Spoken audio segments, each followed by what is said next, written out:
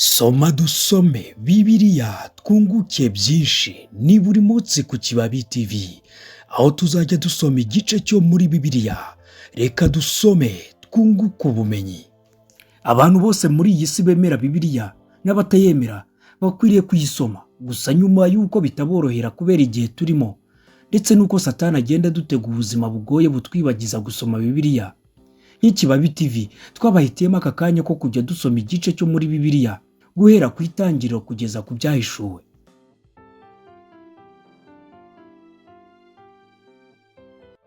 Uyu munsi turaza gusoma itangiriro igice cya kabiri. Imana Yezu umunsi wa karindwi. Umurongo wa mbere, ijuru n'isi n'ibirimo byinshi byose birangira kuremwa.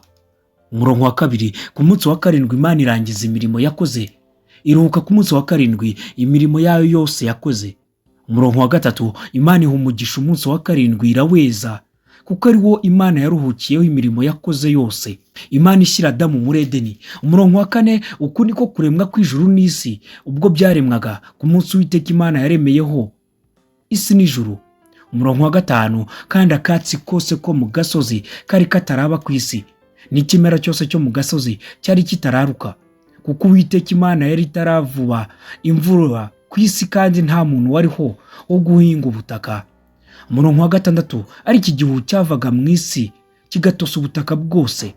Umurongo wa karindwi, Uwiteka Imana irema umuntu mu mukungugu wo hasi, amuhumekera mu mazuru umwuka w'ubugingo, umuntu ahinduka ubugingo buzima. Umurongo wa munane, Uwiteka Imana ikeba ingobyi muri Edeni mu ruhande rw'iburasirazuba, yishyiramo umuntu yaremye. Umurongo wa cyenda, Uwiteka Imana imezamo igiti cyose cy'igikundiro cyera imbuto ziribwa, imeza n'igiti cy'ubugingo hagati muri iyo ngobyi, imezamo n'igiti cy'ubwenge bumenyesha icyiza n'ikibi. Umurongo wa cumi, umugezi uturuka muri Edeni unetesha iyo ngobyi, uwo mugezi uvamo wigabanyamo kane.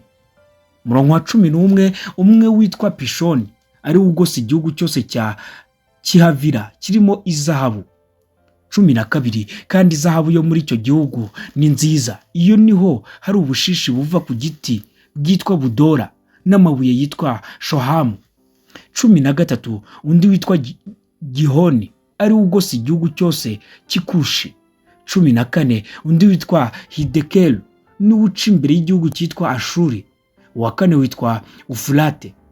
Cumi na gatanu, umurongo, Uwiteka Imana ijyana wa muntu imushyira muri iyo ngobyi yo muri Edeni ngo ahingire ibirimo ayirinde.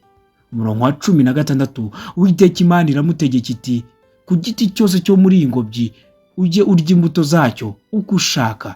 Cumi na karindwi, ariko igiti cy'ubwenge bumenyesha icyiza n'ikibi ntuzakiryeho, kuko umunsi wakiriyeho no gupfa uzapfa.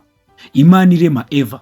Umurongo wa cumi n'umunane, kandi Uwiteka Imana iravuga iti, si byiza ko uyu muntu aba wenyine, reka muremere umufasha umukwiriye. Cumi n'icyenda, Uwiteka Imana irema mu butaka amatungo yose n'inyamaswa zo mu ishyamba zose n'inyoni n'ibisiga byo mu kirere byose, ibizanira uwo muntu ngo imenye uko abyita, kandi ko uwo muntu yise ikintu cyose gifite ubugingo aba ari ryo riba izina ryacyo. Umurongo wa makumyabiri, uwo muntu yita amatungo yose n'inyoni n'ibisiga byo mu kirere n'inyamaswa zo mu ishyamba zose, ariko umufasha umukwiriye yarataraboneka. Umurongo wa makumyabiri n'umwe, Uwiteka Imana isinziriza uwo muntu ubuticura, arasinzira imukuramo urubavu rumwe ihasubiza inyama. Umurongo wa makumyabiri na kabiri, urwo rubavu Uwiteka Imana yakuyemo muri uwo muntu iruhindura umugore imushyira uwo muntu. Makumyabiri na gatatu, aravuga ati, uyu ni igufwa ryo mu magufwa yanjye n'akara ko mu mara yanjye, azitwa umugore kuko yakuwe mu mugabo.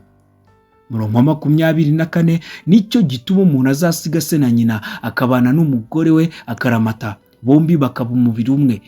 Umurongo wa makumyabiri na gatanu, kandi uwo mugabo n'umugore we bombi bari bambaye ubusa, ntibakorwe n'isoni. Iki cyari igice cya kabiri cy'itangiriro. Reka mbashimire cyane ko mwakomeje kutwumva. Iki ni Kibabi TV, soma dusome Bibiliya. Turabakunda.